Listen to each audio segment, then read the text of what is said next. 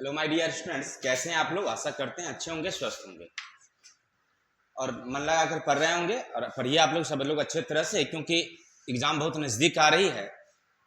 तो हम लोग थोड़ा सा ज़्यादा कॉन्शियस होकर के ध्यान देंगे तो ज़्यादा अच्छा रहेगा। ज़्यादा समय नहीं लेंगे। आज हम लोग पढ़ेंगे क्लास 12 हिंदी चैप्टर नंबर 7 ओ सदा नीरा। कल हम इन लेखक जगदीश चंद्र माथुर जी, इनका जीवन परिचय हमने पढ़ा था। और आज हम लोग पढ़ेंगे पाठ के बारे में कि वो सदा नीरा के माध्यम से वो क्या कहना चाहते हैं। सुनिएगा, कहानी कहाँ की है तो हमारे बिहार के चंपारण जिला का। कहानी कहाँ की है? चंपारण जिला का। याद रखिएगा। सबसे पहले मैं एक बेसिक बातें बता दूं कि यह हिंदी विधा की कौन सी है तो एकांकी है।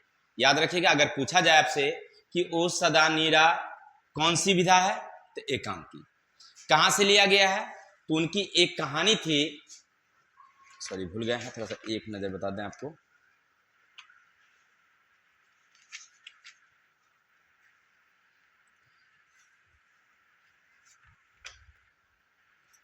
उनका एक रचना था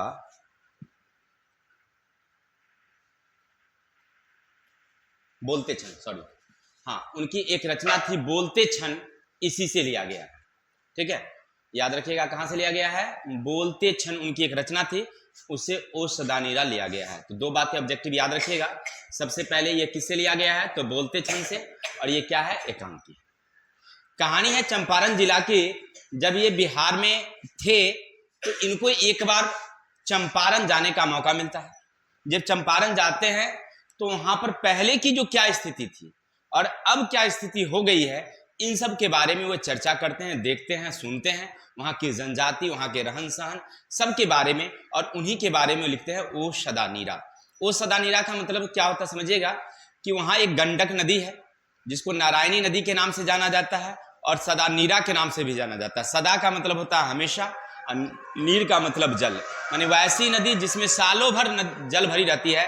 तो ऐसे जगहों को कहा गया है ओ सदा नीरा। ठीक है ना। तो उसी के लिए गंडक नदी की जो बदलाव हुई, काफी समय पहले काफी वहां जंगल था और इन जंगलों के बीच से एक नदी बहती थी जिसका नाम गंडक नदी था। उसमें सालों भर जल बनी रहती थी।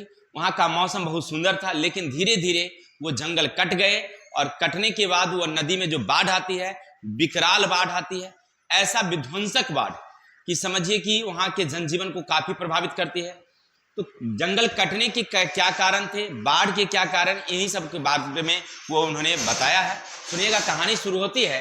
कहते हैं कि 1962 में जब भयंकर बाढ़ आई थी, कुछ लोगों ने देखा होगा या कुछ लोग सुना होगा उसके बारे में। ऐसी प्रलयंकर बाढ़, ऐसी भयानक बाढ़ आई जैसे मान लीजिए जैसे रामायण में केकई की जब प्रकोप पड़ी थी तो राम को वन भेज दिया, ठीक उसी तरह से वहां के लोगों के जनजीवन में वहां के जो प्रलय बाढ़ आई वो विध्वंस कर देती। ठीक है ना। 1962 में जो चंपारण में बाढ़ आई, वो बाढ़ काफी खिसियाई हुई, एकदम भयानक बाढ़ थी। फिर कहते हैं कि यही चंपारण है जहां भगवान बुद्ध इसी रास्ते से नेपाल से आते थे। कहां? पटना, और पटना यानी पाटलिपुत्र, और पाटलिपुत्र से इसी रास्ते से जाते थे कहां? अपने कुशीनगर नेपाल जाते थे, क्योंकि भगवान बुद्ध का जन्म स्थल कहां था? नेपाल। और उनकी कुछ शरण स्थली रही कुशीनगर जो नेपाल में ही है। पाटलिपुत्र भी था। तो पाटलिपुत्र से कहां जाते थे? कुशीनगर, या कुशीनगर से आते थे पाटलिपुत्र, या लोगों को शिक्षा दीक्षा देने का, क्योंकि उन्होंने एक धर्म चलाया था जिसका नाम था बौद्ध धर्म। और इसी बौद्ध धर्म के शिक्षा के प्रचार के लिए वो जाते थे एक जगह से दूसरे जगह। तो हमारे माथुर जी कहते हैं, यानी जगदीश चंद्र माथुर कहते हैं कि इसी गंडक नदी के किनारे से होकर के, रास्ते से होकर के, चंपारण से होते हुए वो जाते थे। यानी उस समय ये जगह जो थी काफी हरी भरी सुंदर थी, अच्छी थी, जब भगवान बुद्ध इस रास्ते से आते जाते थे तब। फिर कहते हैं कि वसुंधरा भोगी और धर्मांध मानव दोनों एक ही सिक्के के दो पहलू हैं। अब देखिए यहां पर ये बात क्या हुआ भाई, वसुंधरा भोगी और धर्मांध, यानी कि कुछ लोग ऐसे होते हैं कि जो सुविधा भोगी होते हैं, जो सुविधा है उसका उपयोग करते हैं, उनको धर्म कांड से कर्म कांड से कोई मतलब नहीं होता है, बस जो सुविधाएं हैं उसका उपयोग कर रहे हैं। लेकिन कुछ लोग धर्मांध लोग होते हैं, तो धर्मांध लोग के कारण ये प्रदूषण हुआ है। आज कहते हैं कि हम धर्म को क्या मानते हैं, नदियों को मानते हैं, देवी देवता मानते हैं। परिणाम होती है हम लोग कचरा ले जाकर के वहीं बहा देते हैं, कचरा ले जाकर के वहीं बहा देते हैं, यानी कि जहां जाते हैं पूजा पाठ करते हैं नदी में हम लोग कचरा डाल देते हैं, परिणाम नदी प्रदूषित हो रही है। तो वही कहते हैं कि दोनों, या तो वो जो वसुंधरा भोगी मानव है वो, या धर्मांध मानव है वो, दोनों जो है नदी को प्रदूषित करने में अपना बड़ा योगदान दिया है। पहले चंपारण में सुंदर वन था, जंगल थी, नदियां थी, लेकिन जब प्रकृति में बदलाव लाएंगे तो इसका विनाशकारी प्रभाव तो पड़ेगा ही। यानी पहले जब वहां वन था तो नदी की धाराएं कम होती थी, तेज बाढ़ नहीं आती थी, या बाढ़ आती भी थी तो उतनी तेज नहीं आती थी जितना प्रलंकारी अभी आती है। क्योंकि जब धारा चलती थी ना तो उसके सामने बड़ी बड़ी मजबूते पेड़ होते थे जिसकी जड़ें काफी गहराई तक होती थी, तो उस नदी की धारा को कम कर देती थी, तब भयंकर बाढ़ नहीं आती थी। लेकिन जब वहां धीरे धीरे जंगल कट गया तो बाढ़ आती है, तो काफी भयंकर बाढ़ आती है। तो हमारे लेखक जगदीश माथुर कहते हैं कि जब आप प्रकृति में विनाश लाइएगा, प्रकृति में इस तरह का प्रकोप उत्पन्न होगा, तो उसका प्रभाव तो आप पर पड़ेगा ही ना। यानी कि वहां भयंकर बाढ़ के कारण जो प्रलय है वो किसके कारण हुआ, तो आप ही के कारण हुआ। आप जंगल काटे तो उसका विनाश तो आपको ही मिलेगा, ये कह रहे हैं हमारे माथुर जी। यानी जंगल कटने के कारण भयंकर बाढ़ आती है। लेखक साहब कहते हैं कि काफी समय पहले चंपारण में एक वंश था जिनका नाम था कर्नाट वंश। कर्नाट वंश का शासन हुआ करता था। अब कर्नाट वंश कैसे आई, कहते हैं कि एक बार की बात है कि कर्नाट वंश के प्रथम शासक जिनका नाम था, याद रखेंगे, कर्नाट वंश के प्रथम शासक नानदेव और उनके मंत्री विक्रमादित्य। कौन कौन, तो याद रखिए, कर्नाट वंश के प्रथम शासक नानदेव और उनके एक मंत्री थे जिनका नाम था विक्रमादित्य। वो घूमने के ख्याल से, यानी विजय अभियान में घूमने के लिए नेपाल और चंपारण की भूमि पर आए। जब आए तो उन्हें चंपारण बहुत सुंदर लगा, पूरा वन से ढका हुआ था, मौसम वातावरण बिल्कुल शांत जगह था, तो उन्होंने वहीं अपना आश्रय बना लिया, अपनी राजमहल वहीं बनवाया और वहीं रहने लगे। कहां, चंपारण में। कौन, तो कर्नाट वंश के शासक नानदेव और विक्रमादित्य। कब, तो 12वीं सदी में। और उसी समय से उनका जो है वंशज वहां चलने लगा, कर्नाट वंश में वहां पर चलने लगा। लेकिन बात तब गड़बड़ा गई जब 1325 ईस्वी में भारत पर एक विदेशी आक्रमणकारी जिसका नाम था गयासुद्दीन तुगलक, वो आक्रमण किया और दिल्ली, यानी कि आपने पढ़ा होगा दिल्ली सल्तनत का एक शासक था गयासुद्दीन तुगलक। वो बहुत लुटेरा था, हत्यारा आदमी था। वो कहां आक्रमण कर दिया, चंपारण पर जिस समय आक्रमण किया उस समय कर्नाट वंश के राजा थे हरिदेव सिंह। कौन थे, हरिदेव सिंह। उन्होंने, दोनों के बीच में लड़ाई हुई।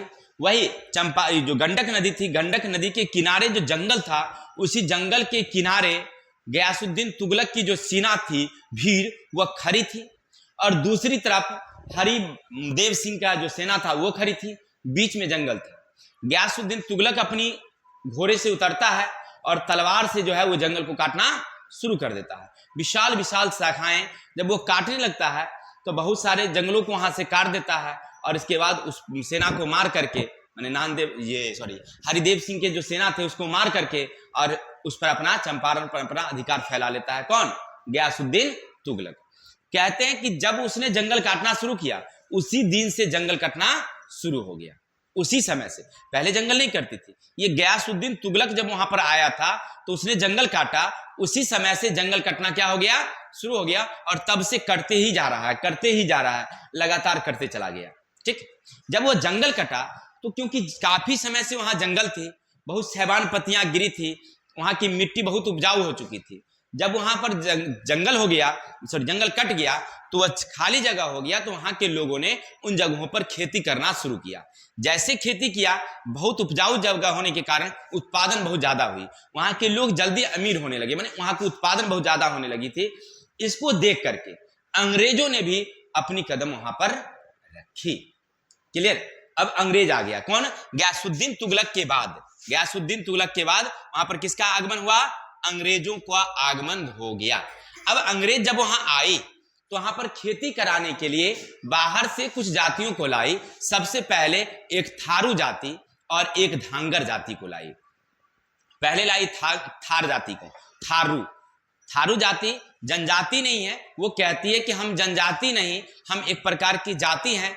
जहां हमारा घर पड़ता है राजस्थान, वहां के जो थार मरुस्थल है, उसी थार मरुस्थल के थार शब्द से उत्पत्ति हुई है थारू, और वहां की हम जाति हैं, हमें खेती करने के लिए यहां लाया गया था। ठीक है, ये कहते हैं कौन? थारू जाति, जो अभी कहां है? चंपारण में है। ये किसको बता रहे थे?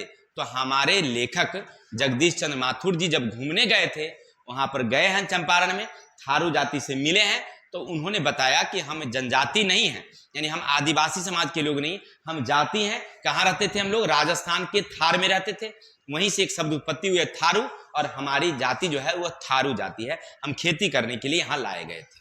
क्लियर? तो वो लोग खेती कर रहे थे, लेकिन जैसे विदेशों में नील का उत्पादन की मांग बढ़ गई, माने लोग पहले घर रंगने के लिए किसका उपयोग करते थे? रंग का उपयोग। और रंग किससे बनता था पहले? तो नील से बनता था। तो विदेश में जब नील की मांग बढ़ गई, तो नील के उत्पादन के लिए खास करके अंग्रेजों ने फिर से बिहार के उत्तर पश्चिम छोटा नागपुर एक जगह थी, उस छोटा नागपुर से उन्होंने एक व्यक्ति को, दक्षिण पश्चिम पड़ता है, छोटा नागपुर के पहाड़ियों से एक जनजाति उठाकर लाई, जिसका नाम था धांगर। क्या नाम थी? धांगर जनजाति। उस जनजाति को लाई चंपारण में नील की खेती करने के लिए अंग्रेज। कहां? चंपारण में। धांगर जाति के वहां के जो उराव भाषा है, उराव भाषा में उसका नाम कहा गया है किराए का मजदूर, भारे का मजदूर। धांगर का मतलब क्या? भारे का मजदूर। पूछता है परीक्षा में, याद रखिएगा, पूछेगा आपसे धांगर का क्या अर्थ होता है, तब बताएंगे किराए का या भारे का मजदूर। किस भाषा में? उराव भाषा में। ये जो धांगर जनजाति थी, उसमें कई जनजातियां होती थी, जिसमें होती थी उराव जनजाति, मुंडा जनजाति, संथाल जनजाति। ये कई जनजातियों का समूह था, जिसको कहां से लाया गया था? छोटा नागपुर से उठाकर लाया गया था। कहां? तो चंपारण। किसके लिए? नील की खेती के लिए। और ये लोग नील की खेती करते थे। इससे वहां के जो जमींदार थे, राजा थे, उसको तो ज्यादा मुनाफा हुआ, अंग्रेजों को ज्यादा बेनिफिट हुआ, लेकिन वहां के जो रैयत थे, रैयत का मतलब किसान थे, उसको कोई ज्यादा लाभ नहीं हुआ, क्योंकि उनसे जबरदस्ती नील की खेती कराई जाती थी। नील की खेती करने से खेत बंजर हो जाता था, जिसके कारण लोग खेती करना नहीं चाहते थे, और अगर उत्पादन हो भी गया तो उसे मनमाना ढंग से अंग्रेज खरीद लेता था। ये सब वहां कहानी चल रही थी। चलते हैं, तीसरी एक और जनजाति लाई गई थी, जिसका नाम था भुइया जनजाति। ये जनजाति हिमालय से लाई गई थी। कहां से लाई गई थी? हिमालय से। इसको भी लाया गया था नील की खेती करने के लिए, और अंग्रेजों ने वहां पर लगा दिया था 3 कठिया नियम। क्या लगा दिया था? याद रखिएगा, 3 कठिया। 3 कठिया नियम क्या है? तो अंग्रेज ने यह नियम लगाया कि अगर आपके पास अगर 1 बीघा जमीन है, 1 बीघा का मतलब 20 कट्ठा जमीन है, तो आप 3 कट्ठा में नील की खेती करेंगे। अगर आपके पास अगर 5 बीघा जमीन है, यानी 20 पंचे 100 कट्ठा, 100 कट्ठा जमीन है, तो आप उसके तिहाई, यानी कि कहने का अर्थ है 5 तिया 15, तिगुना आपको 1 बीघा में 3 कट्ठा, यानी 5 तिया 15 कट्ठे में नील की खेती करना अनिवार्य है। अगर नहीं किए तो आपको लथियाया जाएगा। सीधी बात है। अंग्रेज ये कहते थे किसानों को कि अगर नहीं करोगे तो फिर जो होगा सो होगा। यानी कहने का अर्थ है कि डर से लोग नील की खेती करते थे। ये 3 कठिया नियम नील की खेती में वहां पर लगा दिया था अंग्रेजों ने। लेखक का कहना है कि इस जनजाति के रहन सहन के बारे में जानने की काफी उत्कंठा हुई। मैंने कहते हैं कि जब वो लेखक साहब वहां गए थे, जब वहां घूमने के लिए गए, तो वहां की जो जनजाति थी, कौन कौन? तो एक थी थारू जनजाति, एक थी धांगर जनजाति, और एक थी भुइया जनजाति। तो इन सब के बारे में जानने की हमारी बहुत उत्कृष्ट इच्छा थी कि इनकी रहन सहन कैसा है, कैसे ये बोलते हैं, कैसे खाते हैं, कैसे इनकी परंपरा है। तो इन सब के बारे में हमारी बहुत ही उत्कृष्ट इच्छा थी। तो हम लोगों ने वहां पर आग्रह किया कि आप लोग एक समारोह कीजिए, समारोह में सब जनजाति लोग जुटेंगे, तो सब लोगों के रहन सहन के बारे में हमें जानकारियां मिलेगी। तो लेखक साहब यानी जगदीश चंद्र माथुर जी के कहने पर वहां पर जो है एक आयोजन किया गया, सांस्कृतिक आयोजन, और आयोजन में कई जनजातियों ने वहां भाग लिया। भाग लेने पर उन्होंने क्या देखा सो देखिए। कहते हैं कि जो धांगर जनजाति होती थी, धांगर जनजाति, उनकी परंपरा क्या थी सुनिएगा। वो लोग आपस में जो बात करते थे सब जनजाति, जब अपने अपने में यानी धांगर धांगर में बात करते थे, भुइया भुइया में बात करती थी, थारू थारू से बात करती थी, तो अपनी मूल भाषा में बात करते थे जो उनकी अपनी मूल भाषा होती थी। लेकिन जब दूसरों से बात करते थे तो भोजपुरी में या हिंदी में बात करते थे। एक बात क्लियर हो गई कि जब अपने अपने में बात करते थे तो अपनी मूल भाषा में बात करते थे, लेकिन जब दूसरों से बात करते थे तो किस में बात करते थे? भोजपुरी या हिंदी में बात करते थे। ये उनकी परंपरा थी।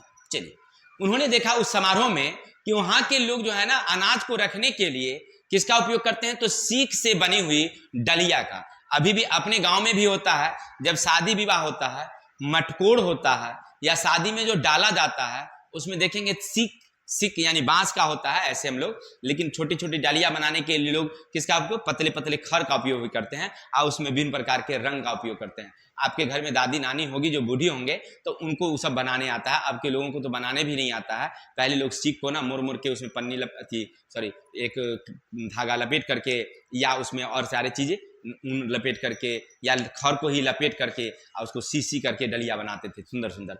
उसमें हम लोग खाते थे, भुजा खाते थे या कुछ खाते थे या अनाज रखने के लिए। तो भुइया जनजाति लोग ना इसी सीक का उपयोग करते थे।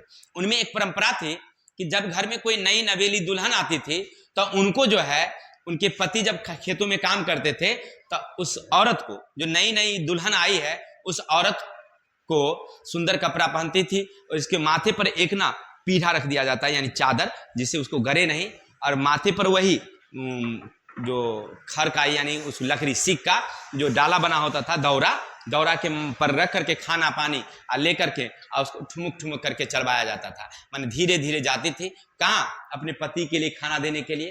तो गांव पड़ोस टोले के लोग जो देखते थे उसको ये समझ में आ जाता था कि ये नई नई दुल्हन है, अपने पति के लिए खाना लेकर के जा रही है। ये परंपरा लेखक को बहुत अच्छा लगा वहां के। मैंने उनकी जो अपनी ये परंपरा है उन लोगों में, जब नई दुल्हन आएगी तो वह अपने पति के लिए खाना लेकर वह खुद जाएगी, ठीक है ना। और कैसे जाएगी? तो उनमें ये रीति रिवाज समझिए, परंपरा समझिए। वह ऐसे करके जाती थी, माथे पर वह डाला ले लेती थी, उसमें खाना पानी रख लेती थी और उसको लेकर के धीरे धीरे ठुमक ठुमक करके खेतों तक जाना उसका काम था। ये उनकी परंपरा थी। फिर कहते हैं दूसरी जनजाति थी जो भुइया जनजाति थी, वो क्या करती थी?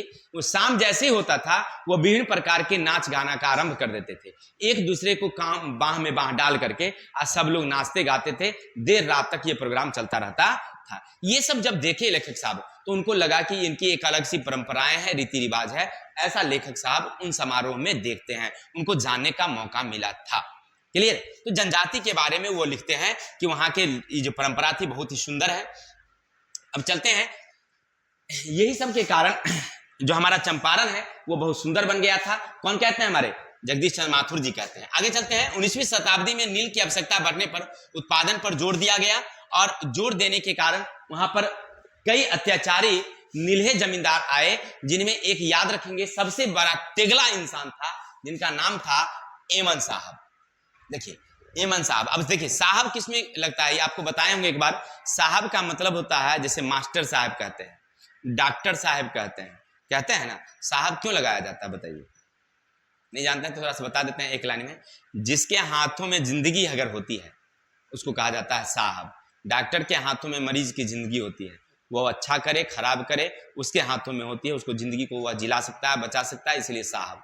ड्राइवर साहब, ड्राइवर जब गाड़ी चलाता है उसके बीच से 25 आदमी बैठा रहता है, 50 आदमी बैठा रहता है, समझिए उस सब की जिंदगी किसके हाथों में है? ड्राइवर के हाथों में। वो चाहे तो उल्टा दे या रखे सही से, ये जिंदगी। इसी तरह से बच्चों की जिंदगी उसकी अच्छी तरह से मतलब शिक्षा देना शिक्षक के हाथों में, इसलिए उसको मास्टर साहब कहते हैं, नहीं कहते हैं?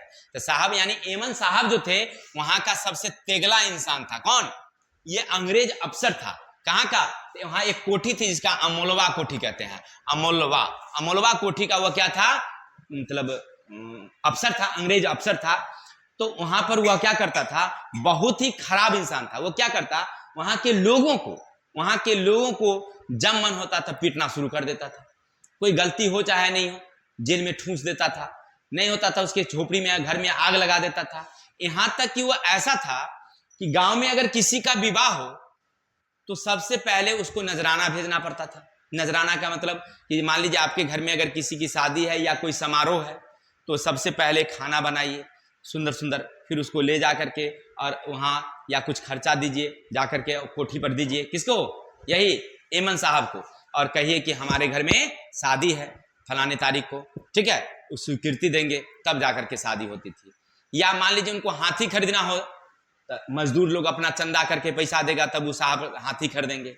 वो कहीं जावे तो वो जिस घोड़ा से चढ़ के गया, वो घर वाले जो है उसके घोड़ा को पकड़े रहेंगे, लगाम को, ये उतर के बैठेंगे, और घर वाला जो मालिक होगा वो घर के घोड़ा के लगाम को पकड़े रहे। बीमार हो जाए तो इलाज कराने के लिए पैसा दीजिए आप लोग, मैंने कुछ भी, मैंने सारा ये जो अमोलवा कोठी का जो अफसर था, जिसका नाम था एमन साहब, बहुत ही खराब किसान का अफसर था। वो लोगों पर अत्याचार करना शुरू कर दिया, क्योंकि नील की खेती करने के लिए 3 कठिया नियम, जब ऐसी बात थी, सरकार का आदेश नहीं था, तब तो ये ऐसे करता था। अब सरकार का तो ये आदेश ही था कि 3 कठिया नियम लगाना है, तब वहां पर क्या करता होगा नील की खेती के लिए, सोच लीजिए थोड़ा सा। अंग्रेजों को चंपारण से देर से नजराना पहुंचने के कारण, हाँ और एक बात, अंग्रेज जो है ना, वो जब भारत मतलब चंपारण में आए, तो चंपारण में अभी बिल्कुल शांति था, कोई उसका विरोध नहीं चल रहा था। चंपारण में बिल्कुल शांति भाव से वो अपना एकदम अत्याचार फैलाए हुए शासन कर रहा था, नील की खेती कर रहा था। लेकिन दक्षिण भारत देखिए, गंगा नदी इस तरह से मान लीजिए, ये दक्षिण है, ये दक्षिण है, और ये उत्तर, तो उत्तर में पड़ता है चंपारण, उत्तर में क्या पड़ता है? चंपारण। लेकिन दक्षिण भारत में ना क्या शुरू हो चुका था? आंदोलन शुरू हो चुका था। तो इस आंदोलन की खबर उत्तर भारत में नहीं आवे, चंपारण में नहीं आवे, इसलिए अंग्रेजों ने गंगा नदी पर पुल बनाने में इंटरेस्ट नहीं लिया, ठीक है। तो अभी तक गंगा नदी पर पुल नहीं बनी थी। क्यों? क्योंकि अंग्रेज सोच रही थी कि दक्षिण बिहार में, भारत नहीं, सॉरी गलती हो गया, दक्षिण बिहार में जो अंग्रेजों के खिलाफ आंदोलन शुरू हो चुकी है, उसकी खबर कहां नहीं पहुंचे? उत्तर बिहार में ना पहुंचे, चंपारण नहीं आए, इसलिए उसने पुल बनाने में इंटरेस्ट नहीं लिया, ठीक है ना। इसलिए चंपारण में आंदोलन को रोकने के उद्देश्य से अंग्रेजों ने ये गंगा नदी पर पुल बनाने में कोई इंटरेस्ट नहीं दिखाई, पुल नहीं बनाया। चलिए, लेकिन क्या होता है कि ये मतलब उनका जो है मतलब विद्रोह बढ़ते गया, लोगों का आक्रोश बढ़ते गया, तो वहीं का एक किसान था जिनका नाम था राजकुमार शुक्ल, उनके कहने पर 1917 में गांधी जी कहाँ आए? चंपारण आए। राजकुमार शुक्ल कहा, चंपारण जब गांधी जी आते हैं तो वहां उन्हें ठहरने के लिए कोई जगह नहीं दिया जाता है, क्योंकि वहां के जितने भी किसान थे अंग्रेज से डरता था कि अगर गांधी जी को हम जगह देंगे तो अंग्रेजवा हमारा घर में आग लगा देगा, हमें फांसी की सजा दे दी। इसीलिए डर से कोई भी व्यक्ति इनको रहने का जगह नहीं देता है। तो पहली बार वहां का एक सन्यासी था, साधु, वो इनके महुए के पेड़ के पास ठहरने के लिए एक जगह देता है। याद रखिएगा, गांधी जी सबसे पहले कहां ठहरते हैं? महुए के पेड़ के पास ठहरते हैं, फिर बाद में वहां पर एक झोपड़ी बनवाते हैं। अंग्रेज उस झोपड़ी में भी आग लगा देती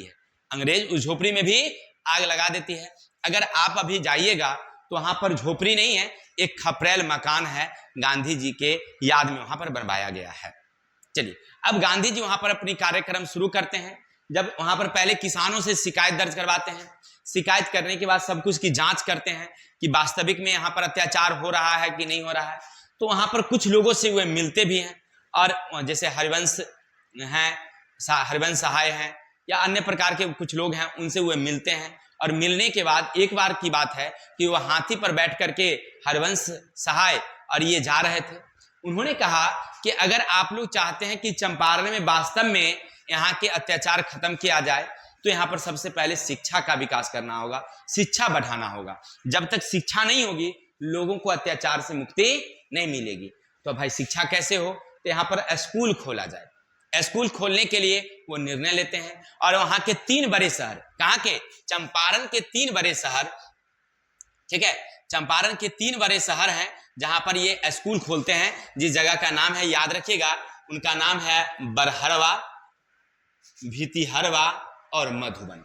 3 जगह इन्होंने आश्रम विद्यालय की स्थापना की। अब आपके दिमाग में आता होगा कि सर आश्रम विद्यालय क्या है? तो आश्रम विद्यालय का मतलब होता है जहां बच्चे रहेंगे, खाना पीना वहीं होगी, वहीं पढ़ेंगे, समय होगी तब छुट्टी में महीने 2 महीने बाद वो अपने घर जाएंगे, 2-4 दिन रहेंगे, फिर वापस आकर के उसमें रहेंगे।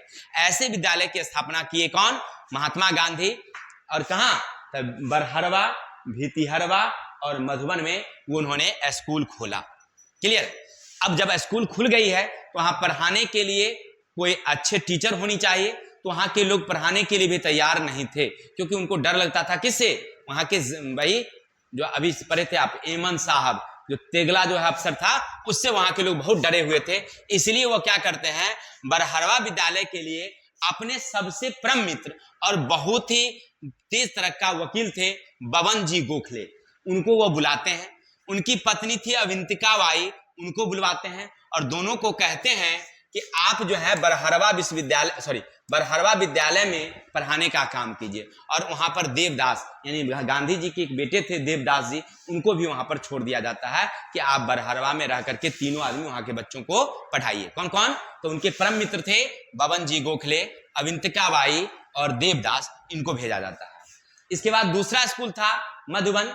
मधुबन में नरहरिदास पारिक और उनकी पत्नी, साथ में महादेव देसाई को भी गांधी जी कहते हैं कि आप लोग यहाँ पढ़िए और रहिए और यहाँ के बच्चों को पढ़ाइए। तब मधुबन में उनको पढ़ाने के लिए रखा गया। किस किस को, नरहरिदास पारिक, उनकी पत्नी और महादेव देसाई, जो गांधी जी के सेक्रेटरी थे, उनको शिक्षक के रूप में वे नियुक्त कर दिए।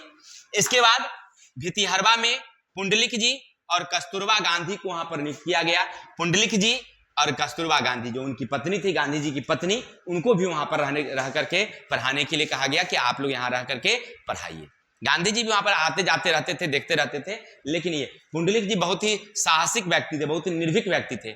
एक बार की बात है, उनके बारे में कहा जाता है कि पुंडलिक जी कहते हैं कि एक बार ना उनके आश्रम में, माने उनके जगह पर घूमने के लिए कौन आया था, यही जो एमन साहब था। एमन साहब जब आए तो वहां का नियम क्या था, बता ही दिए थे कि एमन साहब जब आएंगे तो जब घोड़े से उतरेंगे तो घोड़ा का लगाम कौन पकड़ेगा, तो घर का मालिक होगा सो।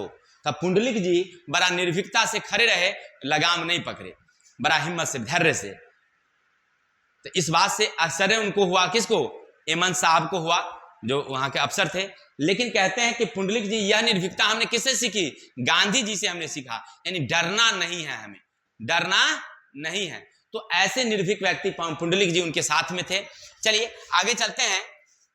जब एक बार की बात हुई कि इनसे पूछा अंग्रेजों ने, किनसे, महात्मा गांधी से पूछा कि भाई आप ये आश्रम विश्वविद्यालय की स्थापना क्यों किए हैं, तो गांधी जी ने कहा कि हमारे विद्यालय स्थापना करने का कोई उद्देश्य नहीं है, बस हम लोगों में शिक्षा जागृत करना चाहते हैं और लोग जो ये पुराने तौर तरीके से जी रहे हैं इसको बदलना चाहते हैं। शिक्षा के साथ साथ हम उनमें संस्कृति लाना चाहते हैं, उनमें हम लोग ज्ञान लाना चाहते हैं। हमारा ये उद्देश्य ये नहीं है कि शिक्षा लेकर के लोग खेती करना छोड़ दे, लोग आपको नजराना भेजना छोड़ दे। मेरा उद्देश्य ये नहीं, मेरा उद्देश्य है लोगों में शिक्षा जागृत करके पुराना जो शिक्षा संस्कृति है उसको बदल कर नई संस्कृति में आए और साथ साथ संस्कार देना। संस्कार देना का मतलब वही माता पिता को आज्ञा मानिए, अपने पूर्वजों की बातों को समझिए, ये सब कहना उनका काम था। ठीक है, चलिए आगे चलते हैं। गांधी जी की मुलाकात पुंडलिक जी से हुई थी और उन्होंने कहा था, हमारी कुटिया में जो अभी बताए कहानी, पुंडलिक जी कहते हैं गांधी जी कोई भी काम बिना सोचे समझे नहीं करते थे। देखिए गांधी जी कोई भी काम जो करते थे ना, वो बिना सोचे समझे नहीं करते थे, सब काम को सोच समझ के करते थे। अभी के इंसान को देखिए, अगर आप जाइएगा, कोई कह दिया कि हो फलाना तोरे गाली दे रहा, बस वो जाएगा और उससे झगड़ा करना शुरू कर देगा। पूछेगा, जांचेगा नहीं कि गाली दे रहा है कि नहीं दे रहा है, क्या मामला था, क्या बात थी, बस जाकर के झगड़ा करना शुरू। गांधी जी ऐसे नहीं, गांधी जी हर बातों को अच्छी तरह से सोचते थे और सोचने के बाद तब काम करते थे। कहते हैं यही कारण गांधी जी को महान बनाता है, यही बात जो है ना गांधी जी को क्या बनाता है, महान बनाता है। कैसी है चंपारण की भूमि, हमारे ये जगदीश चंद्र माथुर जी कहते हैं कि कैसी है चंपारण की भूमि, जहां पहले गंडक नदी थी जिसे नारायणी नदी के नाम से जाना जाता है। यही भूमि जहां राजा महाराजा आकर के बसे थे और गांधी जी अपनी आंदोलन की शुरुआत यहीं से की थी। यह जगह देखने को हमें मौका मिला है, यह मैं बहुत ही सौभाग्यशाली हूँ। जब वहां जाते हैं ये माथुर जी, जगदीश नारायण चौबे, जगदीश चंद्र माथुर जाते हैं तो वहां पर गांधी जी के साथ जो आंदोलन में बहुत सारे लोग काम किए थे, तो वो तो गांधी जी से मुलाकात उनकी नहीं हो पाती है, लेकिन जो लोग उनको सहयोग किए थे उन लोगों से उनकी मुलाकात होती है। इनकी मुलाकात राजकुमार शुक्ल जी से भी होती है, लेकिन कहते हैं लगभग 1930 के समकक्ष में इन राजकुमार शुक्ल की क्या हो गई है, मृत्यु हो जाती है। लेकिन और सारे लोग जो थे, पुंडलिक जी थे, महादेव सहाय जी थे, इन लोगों से इनकी मुलाकात होती है। तो गांधी जी के बारे में बहुत सारी बातें जानते हैं, सुनते भी हैं। चलते हैं आगे, देखते हैं क्या कहते हैं। तो कहते हैं कि वहां पर जंगल कटने के कारण उनकी सुंदरता जो चंपारण की थी वो धीरे धीरे क्या होने लगी है, समाप्त होने लगी है। कहते हैं भीतिहरवा के पास एक रामपुरवा गांव, जहां पर बहुत सारी पुरातन चीजें बहुत सारी हैं। जाइएगा जब वहां पर तो बहुत सारे आपको पुरातत्व देखने को मिलेगी। और कहते हैं वहीं पर एक बौद्ध स्थल भी है, जैसे कुशीनगर, लौरिया, ये सब जगह है। यानी इससे पता चलता है कि भगवान बुद्ध वहां पर अपना आश्रय दिए थे और वहां पर शिक्षा देते थे लोगों को। कहां कहां, तो कुशीनगर और लौरिया उसी के जगह है, अर्थात उस जगह पर भगवान बुद्ध भी गए थे। यहां तक कि हमारे जो जगदीश चंद्र माथुर जी है वो कहते हैं कि भगवान गौतम बुद्ध भी वहां पर आए थे, उनका भी कुछ साक्ष्य मिला है, उनका भी कुछ प्रमाण मिला है कि वे लोग भी वहां पर गए थे। रामपुरवा में प्राचीन एक स्तूप है जो अंग्रेजों के काल में बनाया गया था, है बौद्ध स्तूप, लेकिन अंग्रेजों के काल में बनाया गया था, जिसकी ऊंचाई लगभग 82 फीट है और वृत्ताकार चौड़ाई लगभग 1500 फीट है, जो कहाँ है, रामपुरवा में है। वहां पर जब आप जाइएगा तो देखिएगा। तो भीतिहरवा के पास, भीतिहरवा कहाँ है, तो वही कहाँ जो जहां एमन साहब रहते थे, अमोलवा कोठी के बगल में एक शहर है भीतिहरवा, और उसी के जगह में पास में रामपुरवा गांव है, जहां पर बौद्ध स्थली हैं। यहाँ एक पांडे नदी है जिसमें अनेक पुरातत्व अपने समाये हुए हैं। यानी वहां पर एक और नदी है जिसका नाम है पांडे नदी, जो अपने भीतर बहुत सारे पुरातत्व को समाये हुए हैं। अब लेखक साहब कहते हैं, सुनिएगा बड़ा ही, कि गंडक नदी में एक बार बाढ़ आई थी काफी समय पहले। ऐसी बाढ़ भयानक आई जिसके कारण वहां के जो है ना धाराएं बट गई, और बट करके 2 ताल क्षेत्र का निर्माण हुआ, जिसमें याद रखिए 2 ताल का निर्माण हुआ, जिसका नाम है एक चौर ताल और दूसरा का नाम है मन ताल। एक चौर ताल और एक मन ताल। किसके कारण, तो गंडक नदी में बाढ़ आने के कारण धाराएं बट करके 2 ताल का निर्माण कर लिया। और चौर ताल का जिसका मतलब है कि उसमें बरसात में थोड़ा पानी रहती है, यानी बरसात होती है या जब सर्दी का मौसम होता है तो उसमें थोड़ी थोड़ी पानी रहती है, अन्य मौसम सूखा होता है, बिल्कुल सूख जाता है पानी, उसमें खेती बाड़ी होती है। लेकिन दूसरा एक है मन ताल, जो काफी गहरा है, जिसमें सालों भर पानी रहती है और सूखती नहीं है, उसमें सालों भर पानी रहता है। ठीक उसी के बगल में मन ताल की तरह बेतिया से 4 मील दूर एक और ताल है जिसका सरैया मान ताल नाम है। सरैया मान ताल बहुत ही चंपारण के लिए बहुत ही सुंदर जगह, बेतिया से 4 मील दूर कौन ताल है, सरैया मान ताल, जिसके दोनों ओर जंगल है और उस बीच में सरैया मान ताल है। बड़ी सुंदर जगह है। लेखक साहब को वहां घूमने का मौका मिला है। जब वो गए हैं तो मतलब एक नाव से लोग ई पार से ऊपर जाते हैं, उस किनारे से इस किनारे आते हैं, उसमें नदी नहीं है, सॉरी उसमें पुल नहीं है, लोग नाव से यात्रा करते हैं। तो लेखक साहब जगदीश चंद्र माथुर जी को भी इस सरैया मान ताल में घूमने का मौका मिला। वो नाव पर बैठे हैं और वो गए हैं। जब बीच में गए हैं तो देखते हैं कि दोनों तरफ सुंदर सुंदर पेड़, हरी भरी एकदम जंगल, विशाल जंगल, उसके बीच एकदम धारा, शांत धारा में वो आराम से जब तैरते हुए जा रहे हैं, नाव से तैरते मतलब नाव पर जा रहे हैं, तो उनको बहुत ही अच्छा लगता है, मनोरम दृश्य लगता है। लेकिन नाव वाला जो है, जो केवट है, वो कहता है लेखक साहब से कि सर आप इसका पानी पीजिए, ये आपके पानी के लिए बहुत ही स्वास्थ्यकर होगा। पूछते हैं क्यों, तो कहते हैं इसलिए क्योंकि दोनों जो जामुन का विशाल विशाल पेड़ है, वो जामुन जब गिरती है इस पानी के अंदर, जब इस पानी को वह शुद्ध कर देती है, तो ऐसा पानी कि जब बीमारी ठीक हो जाए। यहाँ के पानी को दूर दूर के डॉक्टर पीने के लिए मंगवाते हैं, यानी यहाँ से पानी सरैया मान ताल से लोग ले जाते हैं पीने के लिए, डॉक्टर लोग, क्योंकि यह पानी बहुत ही सुंदर अच्छा है। तो आप भी यहाँ पीजिए। कौन कह रहे हैं, लेखक साहब को कह रहे हैं, वहां पे केवट जिस नाव से वो यात्रा कर रहे हैं। ठीक है, तो ये पानी के में किसके गिरने के कारण, जामुन गिरने के कारण वह पानी क्या हो गया है, शुद्ध हो गया है। अब हमारे लेखक साहब को कहते हैं, लेखक साहब कहते हैं कि यहाँ एक नहर बन रहा है जो सरकार और जनता की सहयोग से बन रहा है। गंडक नदी तो अब सूख चुकी है, गंडक नदी में पहले जैसी पानी नहीं है, लेकिन कहते हैं कि वहां पर एक और नहर बनाया जा रहा है जो लगभग 41.49 लाख एकड़ में बन रहा है, जिसकी लंबाई लगभग 155 मील होगी। और ये कहां बनाया जा रहा है, भैंसा लूटने की जगह है चंपारण में, उसी जगह से इसकी शुरुआत की गई है। लगभग खर्च कितना आएगा, 40 करोड़ आएगा। यानी बूढ़ी वहां जो नदी है गंडक है, गंडक नदी तो अब क्या हो चुकी है, सूख चुकी है, लेकिन कहते हैं कि वहां पर ये बन जाएगी, कौन, जब नहर बन जाएगी तो वही गंडक वाली फीलिंग होगी, लोगों को ऐसा एहसास होगा। जंगल तो नहीं हो पाया, लेकिन ये गंडक नदी का काम करेगी, कौन, ये नहर करेगी।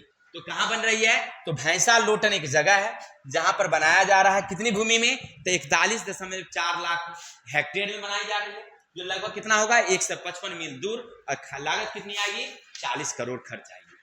कहते हैं धन्य है भूमि जहां गंडक नदी थी, हम लोग उसे ओ सदानीरा, ओ चक्रा, ओ नारायणी इत्यादि के नाम से पुकारते थे। यानी गंडक नदी को वहां पर किस किस नाम से जाना जाता था, तो ओ चक्रा के नाम से, वो सदानीरा के नाम से, नारायणी के नाम से कहा जाता था।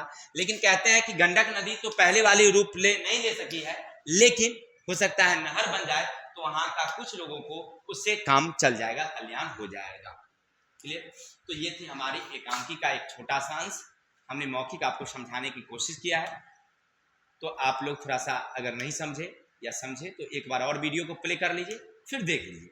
अब चलते हैं, आपने जो पढ़ा इससे जुड़े हुए कुछ क्वेश्चन है, एमसीक्यू क्वेश्चन, हमने 5 क्वेश्चन नोट किया है। अब आप लोग इसका जवाब हमें दीजिएगा, ठीक है, और उत्तर अपने कमेंट बॉक्स में डालिएगा। जैसे गांधी जी चंपारण कब आए थे, गांधी जी चंपारण कब पहुंचे थे, बताएंगे, कोई बच्चे बताइए। एक बच्चे कह रहे हैं 1920, गलत हो गया, 1917 कब आए थे, क्योंकि हम जानते हैं कि चंपारण सत्याग्रह कब शुरू हुई थी, 1917 में हुई थी, राजकुमार शुक्ल के कहने पर 1917 में गए थे, 1920 में तो वो असहयोग आंदोलन शुरू किए थे, ठीक है। चलिए आगे, गांधी जी ने कितने आश्रम विद्यालय की स्थापना की थी, तो याद रखेंगे 3, कितने किए थे, 3, जगह का नाम, तो भितिहरवा, बरहरवा और मधुबन, भितिहरवा, बरहरवा और मधुबन। ओ सदानीरा पाठ के लेखक कौन थे, याद रखेंगे, तो कौन है, तो याद रखिएगा जगदीश चंद्र माथुर जी।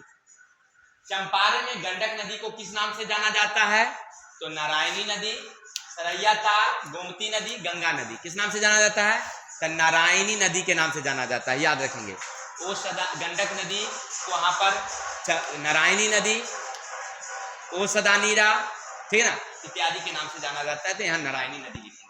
आगे, कर्नाट वंश के प्रथम राजा कौन थे, बताएंगे फटाफट आप लोग आंसर में, कर्नाट वंश के प्रथम राजा कौन थे, आंसर तो है ही नीचे लिखा हुआ है, लेकिन आप लोग अगर बता दीजिएगा तो हमें सहूलियत होगी। चलिए बताएंगे, याद रखिएगा, अगर याद नहीं तो मैं बता दूं, नानदेव, कौन थे, नानदेव, कौन थे, नानदेव, ख नंबर में, ठीक है। चलिए, तो आशा करते हैं आप लोगों को इतनी बातें समझ में आई होगी। अगर हमारी वीडियो अच्छी लगी हो तो हमारे चैनल को सब्सक्राइब कर लीजिएगा, लाइक कमेंट कर लीजिएगा, और अपने दोस्तों को भी शेयर कर दीजिएगा, तो हमें भी थोड़ा सा समझ रहा है। तो हम लोग विदा लेते हैं, कल मिलेंगे इसके प्रश्नोत्तर के साथ, तब तक के लिए जय हिंद, जय भारत।